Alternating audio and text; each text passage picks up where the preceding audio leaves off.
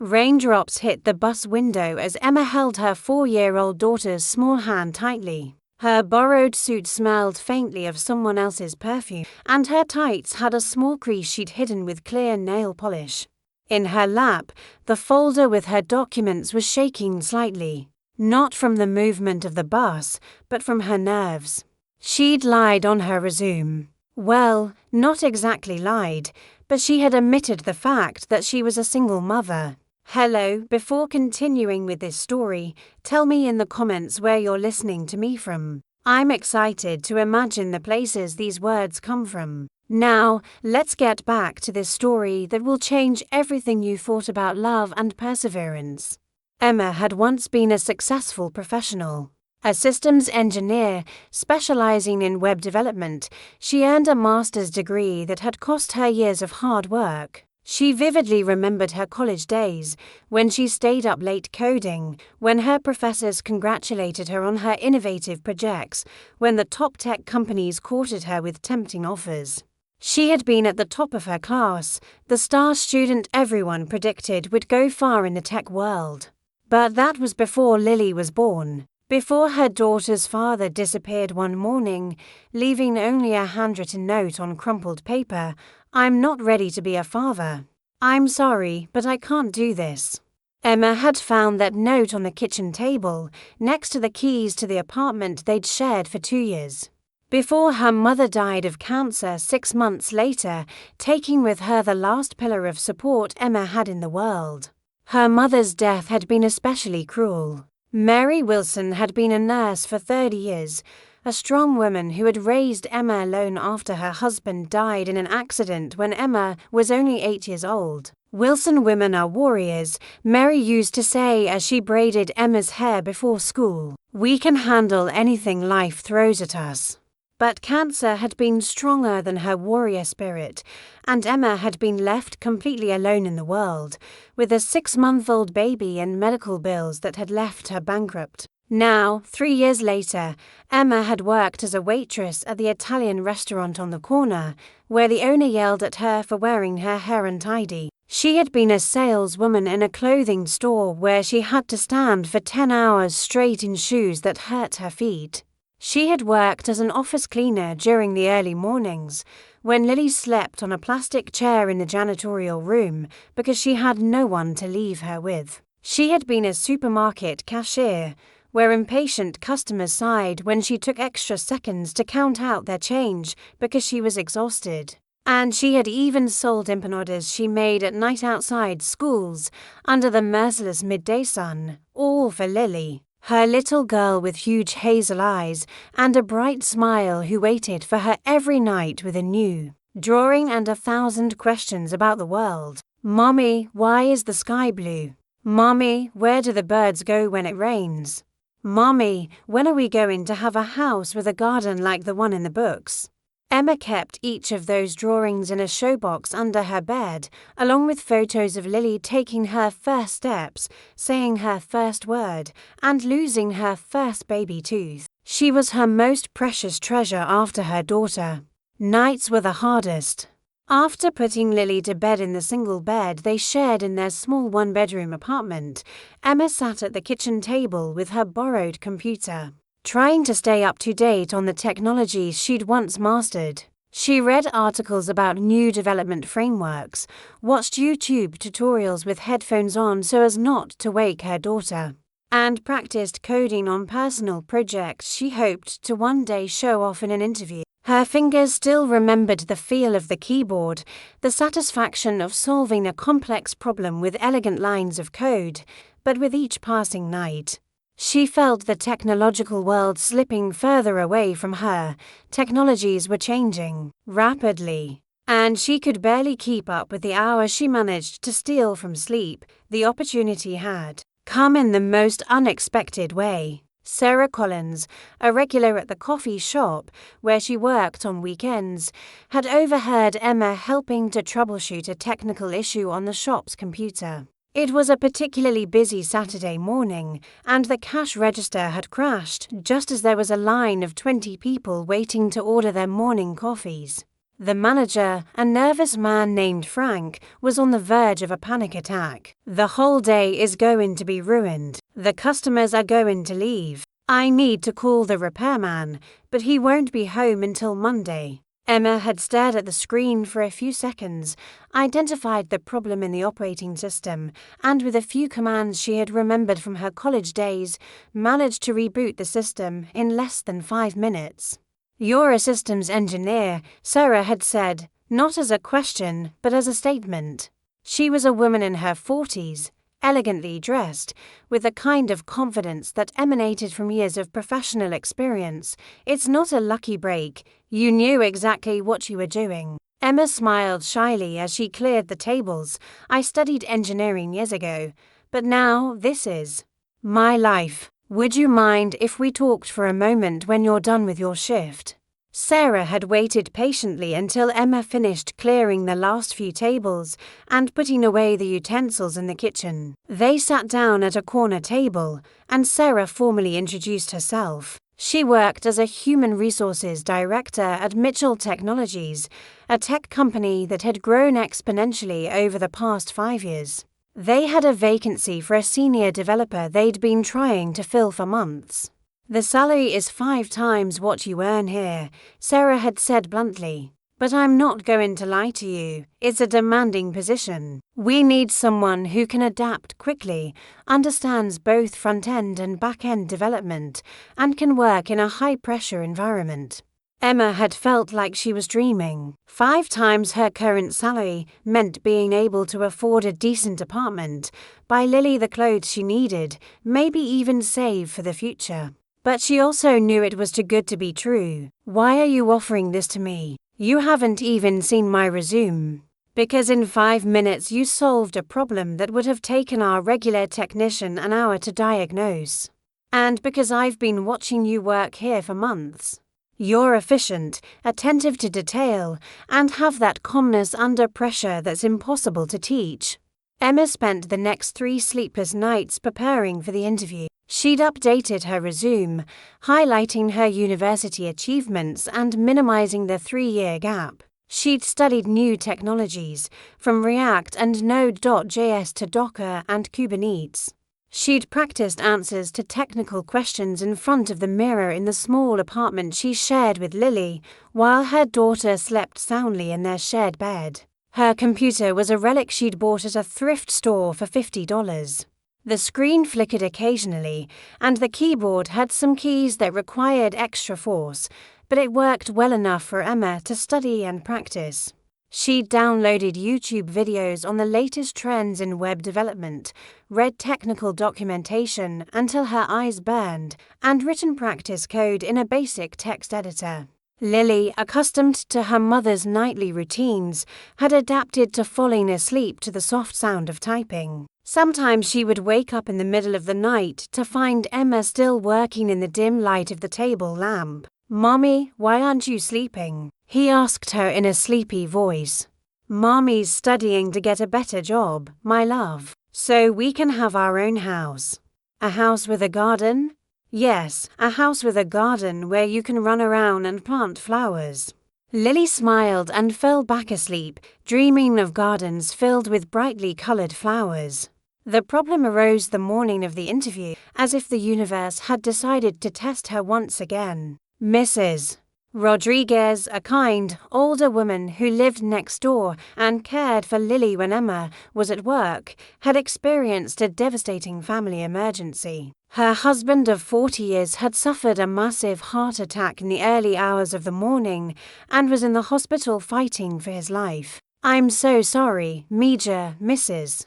Rodriguez had said with tears in her eyes when she knocked on Emma's door at 6 in the morning. "I can't babysit today. I have to be with Miguel."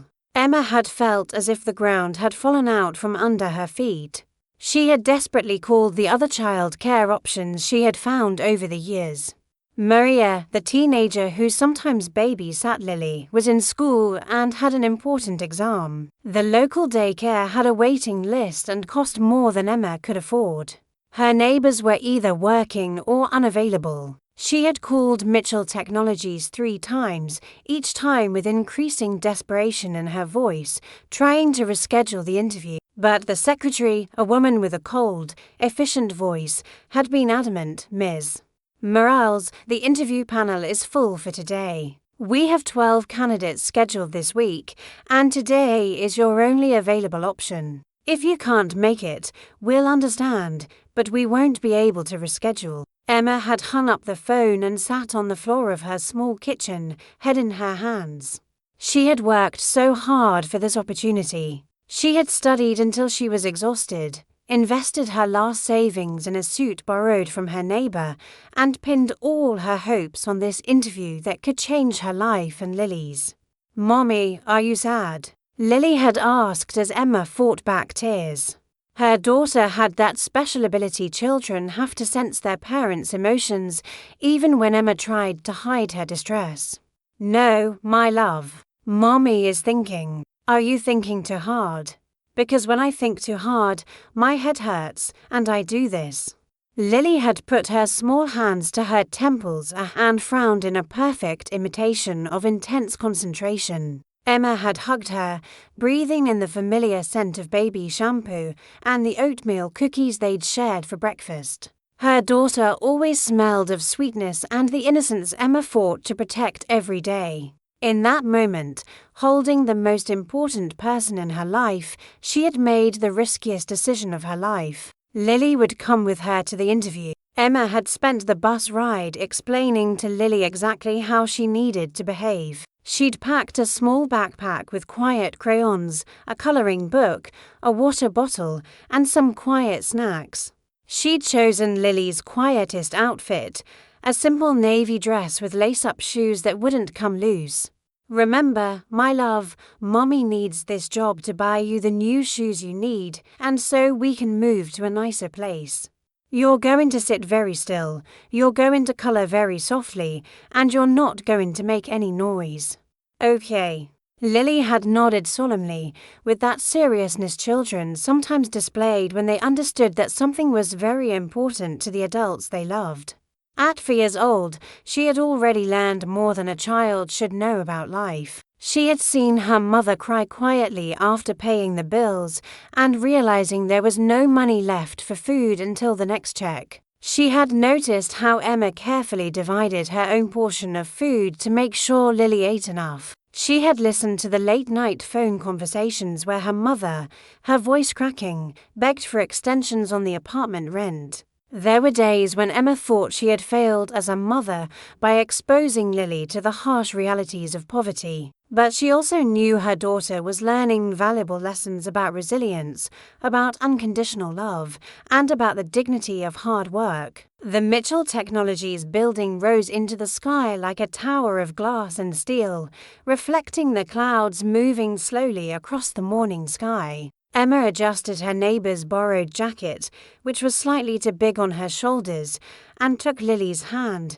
as she watched everything with wide eyes. The lobby was intimidating, white marble floors that reflected every step, perfectly manicured tropical plants in expensive ceramic pots, and executives walking with confident steps and phones pressed to their ears. The walls were decorated with industry awards and recognition, photos of successful projects, and a corporate mission statement written in gold letters, innovating the future, one project at a time. Emma felt like an imposter in a place that screamed success and prosperity. "It's so high, Mommy," Lily whispered, looking up at the ceiling that seemed to stretch away into the air. "Yes, my love. It's the place where Mommy hopes to work." They had practiced the plan throughout the bus ride. Lily would be very quiet, sit in a corner with her coloring book, and not bother anyone. Emma had specifically chosen a notebook with soft covers so it wouldn't make a sound when dropped, and wax crayons that didn't make a sound when written. The receptionist had looked at them with a mixture of surprise and ill-disguised disapproval. She was a young woman, no older than 25, perfectly made up with a technique Emma had only seen in magazines. Her long nails, painted a pristine pale pink, clicked against the glass desk as she checked her schedule on her computer. Emma Morale's Mrs. Peterson is waiting for you in the conference room on the 12th floor, but he had paused meaningfully, looking at Lily with obvious distaste. The child. She's my daughter. It'll only be for a few minutes. She'll behave herself, I promise. The receptionist had visibly hesitated, looking back and forth between Emma and Lily as if calculating some sort of corporate risk. Her eyes had assessed Emma's borrowed suit, noticed the small sag in her stockings, and registered the child's backpack Emma was carrying along with her professional portfolio. Finally, with a barely audible sigh that sounded more like resignation than acceptance, he had shown them the way to the elevators. After having them fill out visitor forms and giving them name tags that they were to wear visibly, the elevator was silent except for the soft sound of instrumental music playing through hidden speakers. Emma had held Lily's hand firmly in hers, feeling the small, warm fingers as a reminder of why she was there, why she couldn't fail. The 12th floor boardroom had been more intimidating than Emma had imagined. Floor-to-ceiling glass walls offered a panoramic view of the city, which stretched out like a sea of buildings and highways.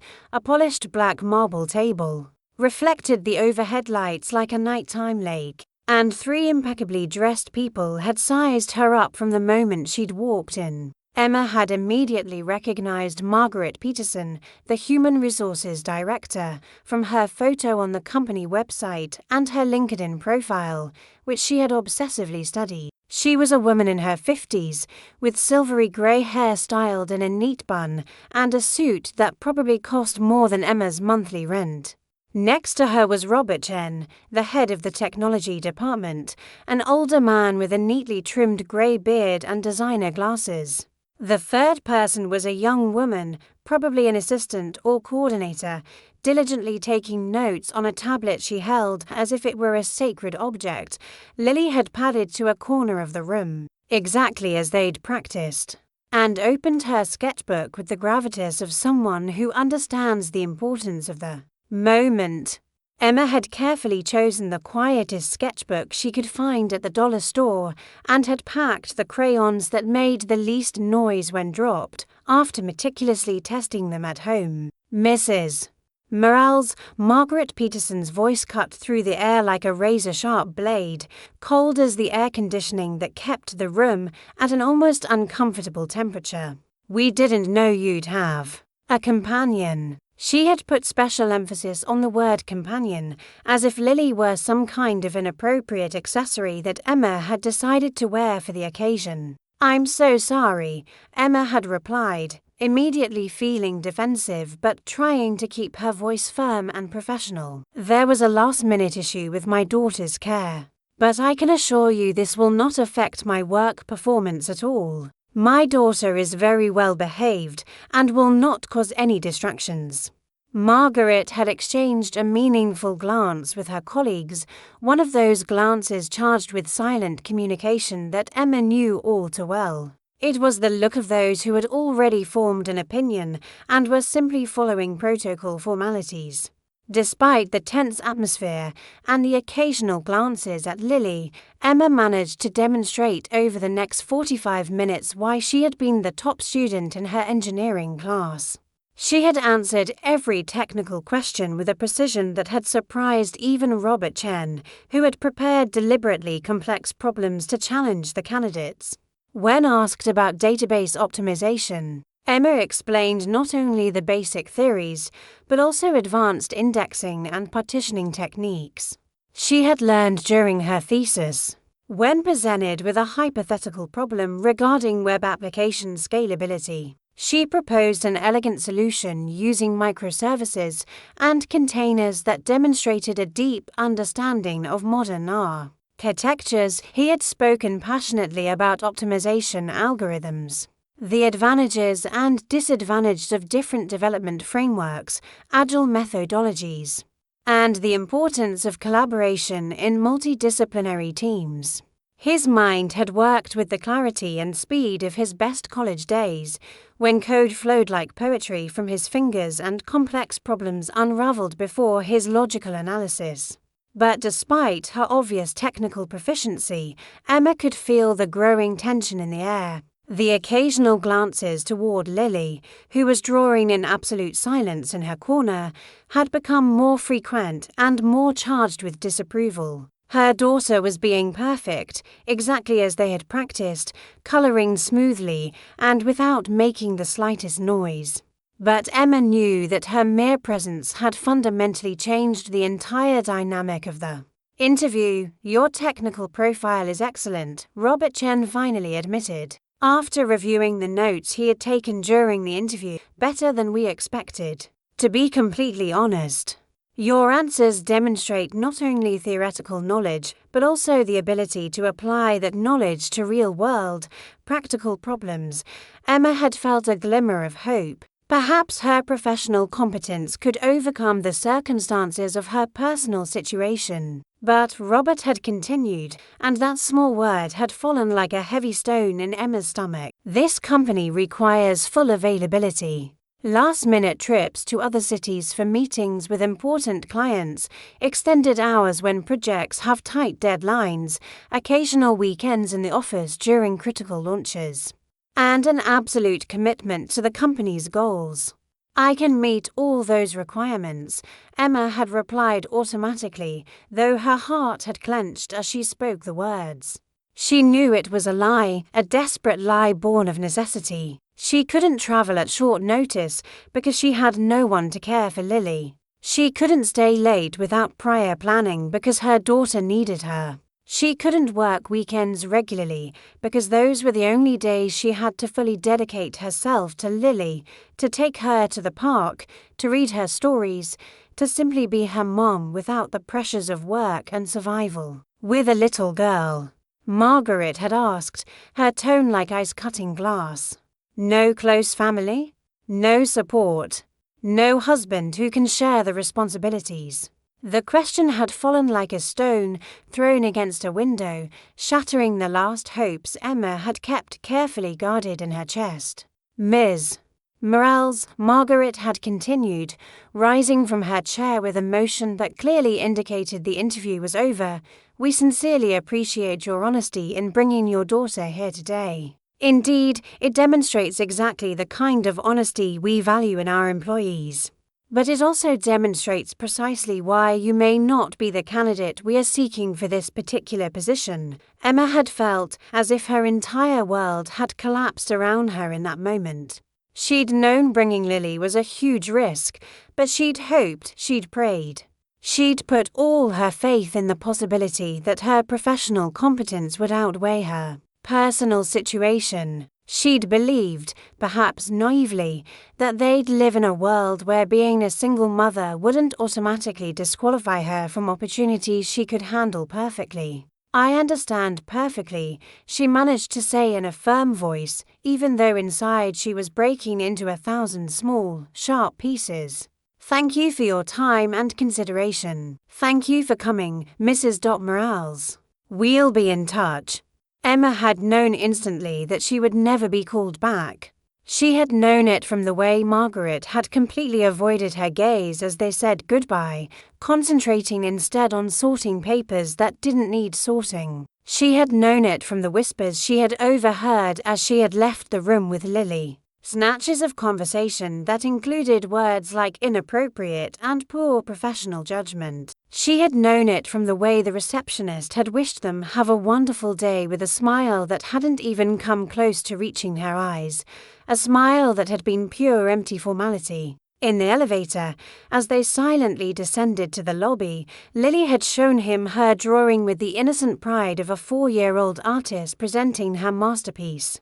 It was a woman in a suit and a little girl, holding hands beneath a bright yellow sun that filled an entire corner of the paper. In the drawing, both figures were smiling big, radiant smiles, and flowers of impossible colors were growing around their feet. "Did you like my drawing, Mommy?" Lily had asked, holding up the paper so Emma could see it better. "It's beautiful, my love. It's the most beautiful drawing you've ever done." The lady at the big table looked a little angry. "Did I do something wrong? Did I behave badly?" Emma had felt her heart break at the genuine concern in her daughter's voice. "No, little one. You did absolutely nothing wrong. You could never do anything wrong. You behaved perfectly, like the most well-behaved child in the entire world."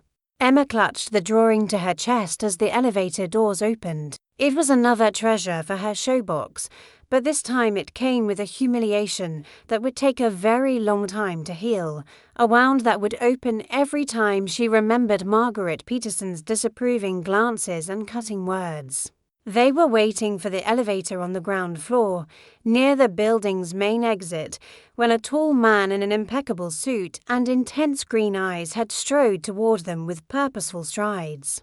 Emma had immediately recognized the natural authority in his posture, the absolute confidence in his walk, the way other employees stepped slightly out of his way without even realizing they were doing so. He was the kind of man who was used to things happening exactly because he decided they would, someone who had never had to beg for opportunities or worry about paying the rent. "Excuse me, are you Emma Morales?"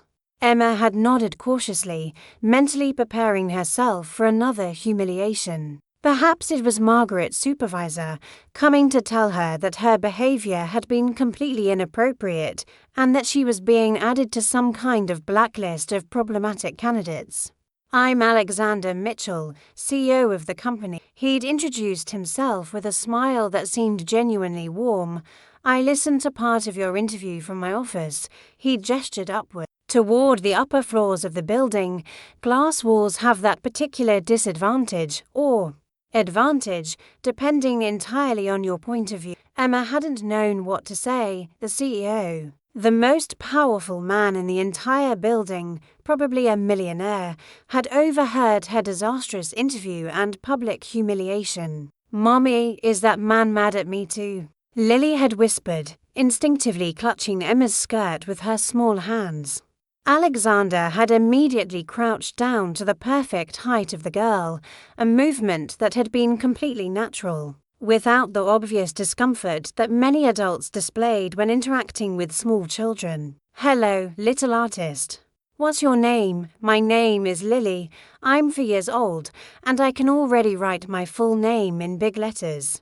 She said it with the uncontainable pride of someone who had just accomplished a truly impressive feat in her own little world. "Really, that's absolutely stunning. Do you like to draw a lot?"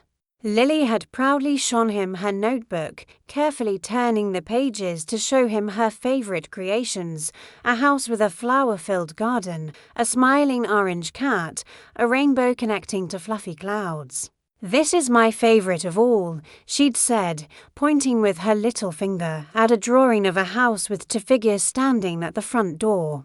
"It's Mommy and me in the new house we're going to have someday. It's going to have a big garden where I can plant flowers of all colors."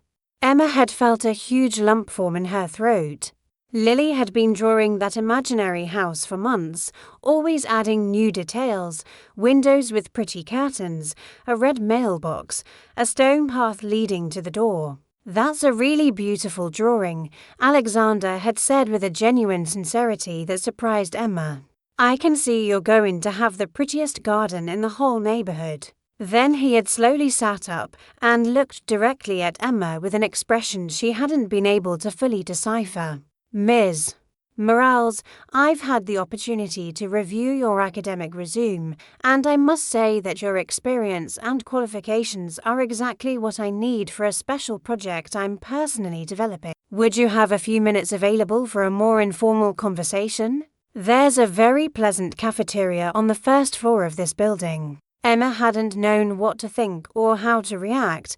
Was this real, or just another, more sophisticated and cruel form of rejection? Or perhaps, and this possibility had terrified her even more, was it some kind of indecent proposal, cleverly disguised as a legitimate job opportunity? I'm not sure if it would be appropriate," she had replied cautiously. "Please." Alexander had smiled, and for the first time Emma had seen genuine warmth in his green eyes, a humanity that contrasted completely with the corporate coldness she'd experienced upstairs. "This isn't a formal interview of any kind. just a conversation between two professionals. And of course, Lily can continue drawing as much as she wants. The first floor cafe had turned out to be a completely different space from the rest of the building, warm, inviting, with comfy couches and real plants that didn't look artificially perfect. While Lily colored intently at a small table next to them, nursing a glass of chocolate milk Alexander had insisted on buying her, he'd told Emma about his personal project. It wasn't just traditional software development. It was an educational and support platform designed specifically to help working parents balance their professional and family responsibilities more effectively. It was a revolutionary idea that could change the way companies think about work-life balance. "My wife died exactly 2 years ago," he'd said matter-of-factly, not seeking sympathy or pity, simply stating a fact. Breast cancer. It was an 8-month battle we fought together, but in the end, the cancer won. I was left completely alone with my 2 children, Michael, 8, and Sophie, 10. Alexander had paused to take a sip of his coffee, and Emma had seen something vulnerable pass through his eyes for a moment. "I quickly discovered how incredibly difficult it is to find companies that truly understand the real needs of single parents. And I'm not just talking about policies written in employee handbooks that no one reads. I'm talking about genuine understanding, real flexibility, and recognizing that being a parent isn't a limitation, but an additional skill." Emma had looked at him with growing surprise. This powerful man, this millionaire CEO and owner of a multi-million-dollar company, understood her situation in a way she had never expected. "The project requires someone with solid technical experience." "That's absolutely true," Alexander continued. "But above all, I need someone who viscerally understands the daily reality of being a working parent. Someone who can design real, practical solutions to real, urgent problems." "What about the schedule? The last-minute trips? All those inflexible demands you mentioned above?" Alexander had smiled with an expression that seemed almost amused. "This project is completely different from anything we traditionally do here. Genuinely flexible hours based on results, not office hours. Remote work when necessary or convenient. On-site child care for real emergencies. I can't logically ask someone to design innovative solutions for working parents if that person can't be, first and foremost, a present and available parent." Emma had felt something inside her chest slowly expand, like a long-closed flower finally receiving sunlight. It was hope, an emotion she had consciously tried to keep buried and protected to avoid further devastating disappointments. "Why me?" he had finally asked. "There must be hundreds of candidates without personal complications." Alexander had smiled again, but this time his smile had had a touch of genuine admiration. "Do you know exactly what I heard from my office during your interview upstairs? I heard a woman answering extremely complex technical questions while simultaneously keeping one ear to the ground for her daughter. I saw someone who had managed to stay professionally current despite working multiple demanding and exhausting jobs. That's not complication, Ms. Morales. That's multitasking efficiency at the highest possible level." At that moment, Lily had come over to show him her new drawing. It was the same house as before, but now it had 3 figures standing at the front door instead of 2. "Who is that third person, my love?" Emma had asked curiously. "He's the nice man who asked me about my drawings and bought me chocolate milk," Lily had replied, pointing directly at Alexander with a radiant smile. Alexander had looked at the drawing carefully, then at Lily, and finally at Emma. "You know what, Mrs. Morales? I think your daughter is right about a lot of things. Sometimes the best decisions in our lives are made by children because they see the world without all the prejudices and complications that we adults add." A week later, Emma had started working in her new office on the 15th floor of Mitchell Technologies. It was a completely different space from the rest of the corporate building, open, bright, with huge windows that let in natural light all day long. There was a perfectly designed small play area in one corner, with soft rugs, coloring books, educational toys, and a small table where Lily could stay when needed. The project was called Brentech, and its ambitious goal was to create innovative digital tools that would make the lives of working parents more manageable and balanced. Emma worked on designing apps that allowed them to coordinate complex family schedules, find reliable emergency caregivers in real time, and connect parents in similar situations to create genuine support networks. It was literally her dream job because it perfectly combined her technical expertise with her lifelong experience as a single mother. Every line of code she wrote had real purpose. Every feature she developed solved problems she had personally faced. Alexander had turned out to be not only a supportive boss, but also a man with whom Emma had discovered she had much more in common than she had initially imagined. Both had lost their partners in devastating circumstances. Both were raising children alone while maintaining demanding careers. Both intimately understood the constant weight of daily decisions between career and family, responsibilities, on weekends, gradually and naturally. They had begun to meet in the city's Central Park with their children. Lily had become inseparable, friends with Michael and Sophie, Alexander's children. The three children ran together on the swings and slides while Emma and Alexander chatted on the benches, sharing stories about the challenges of single parenthood and discovering a mutual understanding neither of them had experienced in years. Emma had found not only a job that fulfilled her professionally, but also a community, a sense of belonging that had been missing from her life since her mother's death. 6 months after that disastrous interview, when Parentech officially launched, Emma stood on a brightly lit stage next to Alexander, pitching her platform to hundreds of investors, tech journalists, and national media representatives. In the front row, Lily waved enthusiastically, proud and excited to see her mom under the bright lights of success. This platform was born out of a real and urgent need, Emma said during her presentation, with a confidence she had gradually rediscovered. It was born from the deep understanding that being a parent is not a professional limitation, but a unique strength that can create truly innovative solutions to real problems affecting millions of families. The app had been an immediate and overwhelming success. Thousands of working parents had signed up in the first few weeks after launch, sharing stories remarkably similar to Emma's stories of struggle, sacrifice, unconditional love, and persistent hope. The trade press had called Brentech the revolutionary app an entire generation of modern working parents has been waiting for, but for Emma, true success wasn't measured in registered user numbers or industry accolades.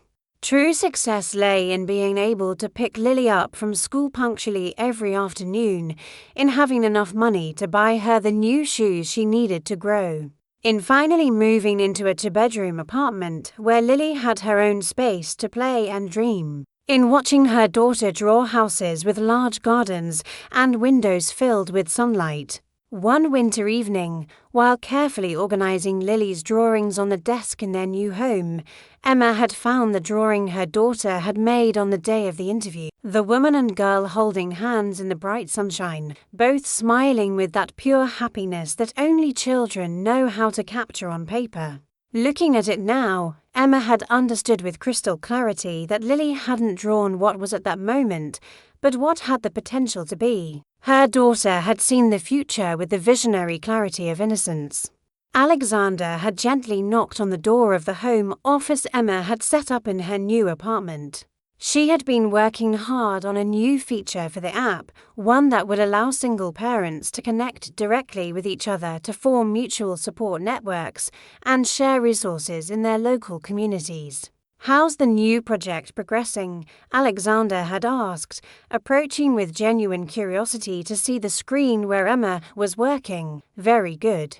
I sincerely believe this feature can change the daily lives of thousands of families who are struggling alone. You know something," Alexander had said. thoughtfully sitting in the chair next to her. "That day of your interview, when I watched from my office how my team treated your daughter, I realized an uncomfortable truth. Our company had a serious systemic problem. We weren't really the inclusive, family-oriented company we thought we were." Emma had watched him closely. Over those months of working together, she had learned to read Alexander's subtle expressions, and she could see that there was something more important he wanted to communicate. "Margaret Peterson no longer works at this company," he had continued with a firmness that had surprised Emma, "nor any of the team members who conducted that discriminatory interview. We have implemented entirely new hiring and evaluation policies that consider family diversity as a core strength, not an obstacle to overcome." "Did you make all those changes for me?" Emma had asked, touched by the implication. "I did it because it was absolutely the right thing to do. But yes, you helped me see the urgent need for those changes." At that precise moment, Lily had run into the office with boundless energy, carrying in her hands a new drawing she'd been secretly preparing. This time, she'd drawn a modern office filled with people working productively on computers, and in one particularly detailed corner, a small, colourful area where several children were happily playing while their parents worked nearby. "It's for your new job, Mommy," Lily had said proudly, handing her the drawing as if it were a precious gift. "So all the moms and dads can work and take care of their children at the same time." Emma had looked at the drawing carefully, then at Alexander, and had felt a deep emotion she couldn't fully describe. "You know what?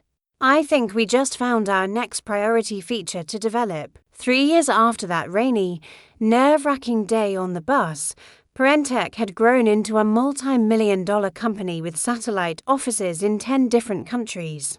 Emma was now Alexander's CTO and official partner. Together, they had revolutionized not only the technology available to working parents, but also the corporate culture of hundreds of progressive companies that had voluntarily adopted their innovative family-inclusive policies. The personal relationship between Emma and Alexander had evolved naturally and gradually over those years. What had begun as a professional partnership based on mutual respect had evolved into something much deeper and more meaningful. It hadn't been a cinematic romance filled with artificial drama, but something more solid and lasting, a deep mutual understanding, unconditional respect, and the absolute certainty that together they could create not only successful products, but also a better, more fulfilling life for their children. The wedding ceremony had been deliberately small and intimate, held in the backyard of the new house they had bought together in a quiet neighborhood with excellent schools. Lily had been the official bridesmaid and had worn a lavender dress she had helped choose during a laughter-filled afternoon of shopping, instead of a traditional bouquet of flowers. She had brought a brand new notebook filled with blank pages, symbolically ready for new drawings. New dreams, new possibilities. During the emotional ceremony, Emma had vividly recalled that rainy day on the bus, wearing a borrowed suit that smelled of someone else's perfume. Her heart filled with hopelessness and fear for the future, she had remembered the crushing humiliation in the boardroom, the devastating feeling that all the doors in the world were slamming shut on her and her daughter. Now, looking directly into Alexander's green eyes as he spoke his wedding vows, watching Lily smile radiantly among the guests, Emma understood with a clarity that surprised her that sometimes doors that close with a parent, violence do so specifically so we can see windows that gently open in places we would never have thought to look. Alexander had ended his personal vows with a phrase that had become the unofficial motto of his company and their shared life. Sometimes the bravest thing we can do is not change who we are, but find places where we can be exactly who we are, without apologies. Emma had looked over to where Lily was sitting. Lily had discreetly taken out her special notebook and was drawing the wedding ceremony with her trademark artistic concentration. In the drawing she was creating, two houses could be seen magically joined together to become one larger house, with more windows, more rooms, and more light streaming in, after the ceremony. As guests celebrated with soft music and cheerful conversation, Emma had curiously approached Lily. "What are you drawing now, my love?" Lily had shown him her latest drawing with the excitement of an artist revealing her masterpiece, a woman in a professional suit and a small girl. But they were no longer alone in the sun. There were many more carefully drawn figures, a tall, kind man, to more children running happily, and around them all, what seemed to be dozens of other families, more children, more parents, all connected by colourful lines that bound them together like a giant web of support and caring. "It's our extended family," Lily had explained with the simple wisdom of a 4-year-old. "All the families we helped with your work, Mommy. All the moms and dads who aren't alone anymore." Emma had hugged her daughter with an emotion that threatened to overwhelm her, and she had kept that drawing in her heart along with all the others. She had finally learned that life isn't about doors that close, but about the courage to keep knocking until you find the one that opens to let you fully in, with everything you are, everything you carry, everything you love, all your dreams and fears. And so I understood that true love isn't measured by what we own or how perfect our lives appear from the outside, but by the extraordinary people who choose to stay by our side when we carry our deepest fears, our boldest dreams, and our heaviest responsibilities in the same worn suitcase.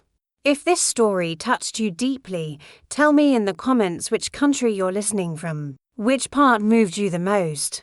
Was it the humiliation during the interview, the moment when Alexander approached them, or maybe the ending when Emma realizes it was all worth it?